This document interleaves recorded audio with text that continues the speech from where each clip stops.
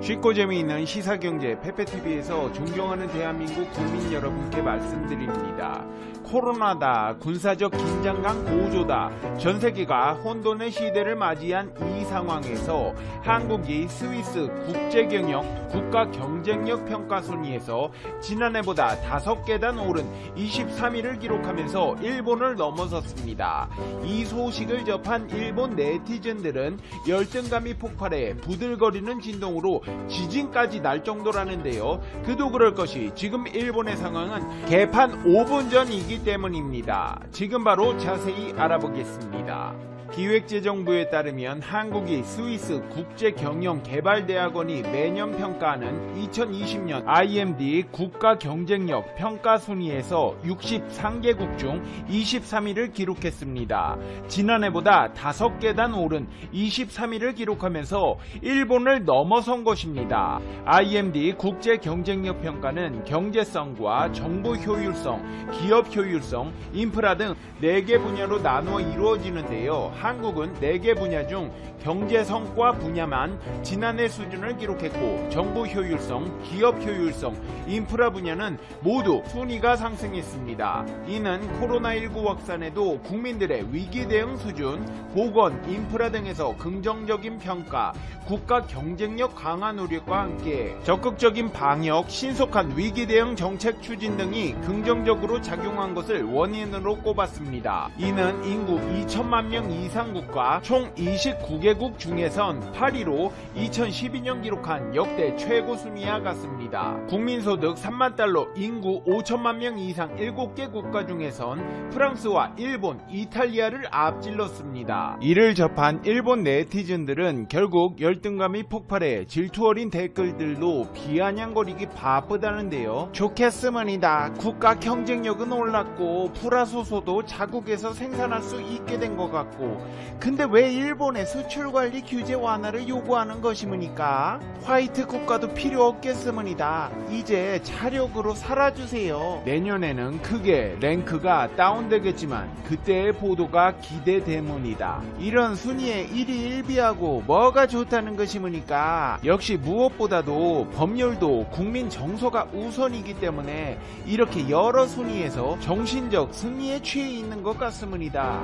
수고하세요. 한국이 자랑할 수 있는 것은 한 달 바로 전까지는 K-방역이었겠지만 그것도 무너진 마당에 대안을 찾아낼 수 있겠으므니까 거지근성 이외엔 아무것도 할 수 없다고 생각하므니다. 잘 모르겠으므니다만 솔직히 축하한다고 말하고 싶으므니다. 이것도 일본이 다 한국에 학교를 만들어 주었기 때문이므니다. 신용이라는 항목이 포함되어 있었다면 종합체화의 의심은 여지가 없으므니다. 성장해봤자 밝은 미래도 없는데 뭐가 좋은 것이므니까? 현실 도피이므니까?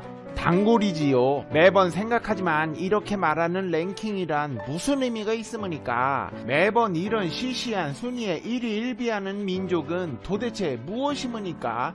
정말 마음이 가난한 민족이므니다. 등의 반응을 보이며 현실 부정하기에 바빴습니다. 일본 네티즌의 이런 반응은 그들이 살아가기 위한 유일한 도피처입니다. 실제로 일본의 상황은 엉망진창, 개판 5분 전이기 때문입니다. 그나마 내년으로 미룬 올림픽에 사활을 걸고 있지만 내년에도 올림픽 개최를 못할 것이라고 생각한 일본은 재연기를 시도했습니다. 다카하시 일본 올림픽 위원은 코로나19로 도쿄올림픽의 2021년 여름 개최도 어려울 경우 일본뿐 아니라 세계 경제에 큰 타격을 입힌다고 주장하며 재연기도 고려해야 한다고 했지만 국제올림픽위원회 IOC는 추가 연기가 없다고 밝혔습니다. 한마디로 내년에 못하겠으면 취소하라는 입장이라는 것입니다. 이 같은 영향으로 올해 초까지만 해도 관광객 4천만 명을 부르짖던 아베 신조는 올해 일본 정부의 관광 정책 방향이 담긴 관광백서에서 외국인 관광객 유치 목표를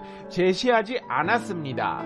교도통신 등에 따르면 일본 정부가 국무회의에서 확정한 2020년판 관광백서에는 그간 올해의 외국인 관광객 유치 목표로 명시되었던 4천만 명이라는 기술이 사라졌습니다. 현실은 일본의 발행과는 정반대의 상황이 연출되고 있습니다. 특히 일본 정부가 입국 규제를 강화한 지난 4월에 전체 방일 외국인 수는 2,900명으로 작년 동기 대비 99.9%나 급감했습니다. 방일 외국인이 월간 10,000명 선을 밑돈 것은 관련 통계 작성이 시작된 1964년 이후 처음 있는 일이었습니다. 요미우리 신문은 올해 관광백서에서 4천만 명 유치 관련 기술이 사라진 것은 목표 달성이 절망적인 상황이 된 현실을 반영했다고 분석했습니다. 그런데 일본은 상황이 이런데도 아직도 정신 못 차리고 빵상거리고 있습니다. 일본 관광청은 백서는 목표를 설정하는 것이 아니고 이전에도 항상 목표를 제시하는 것이 아니었다며 올해 4천만 명 유치를 달성한다는 목표에는 변함이 없다고 주장했습니다. 게다가 일본 관광청은 올해 백서에서 구체적인 시점을 언급하지 않은 채 각국의 코로나19 수습 상황을 보면서 관광객 유치가 가능한 국가부터 해외 홍보 활동을 시작하겠다고 언급했습니다. 또 각 업계 단체가 만든 지침을 바탕으로 온천 이용자 수를 제한하거나 숙박시설 내 설명을 구두에서 서면으로 바꾸는 등 코로나19 확산 위험을 낮추기 위한 새로운 여행 문화를 만들어가겠다고 밝혔습니다. 아니 잠깐만요. 도저히 이해가 안 되네. 일본 관광객 목표가 아직도 4천만 명이라고요? 4월에 2,900명 왔는데요. 아니 단순히 계산해서 4월 추세대로라면 일본 관광객이 34,800명이 옵니다. 목표치에서 1000분의 1도 안 된다고요. 근데 아직도 관광객이 4천만 명이라는 걸 보면 이건 뭐 생각이 있는 건지 없는 건지 생각이 없습니다. 왜냐하면 일본인들의 최대 관심사는 외국인 관광객이 아닌 아베 신조 총리의 비리에 쏠려 있기 때문입니다. 아베 신조 일본 총리를 궁지로 몰아넣었던 모리토모 스캔들을 제3자가 조사하도록 해달라는 청원에 35만여 명이 전자서명으로 참여했습니다. 35만여 명이 전자서명에 참여했다는 것은 정치에 관심 없는 일본인들로서는 유례를 찾아보기 힘든 놀라운 상황인데요. 해당 서명은 아베 총리와 아소 부총리, 일본 국회 참의원 의장에게 전달되었습니다. 게다가 아베 신조 일본 총리의 측근인 자민당 소속 부부 국회의원이 금품 선거 혐의로 검찰에 체포되었습니다.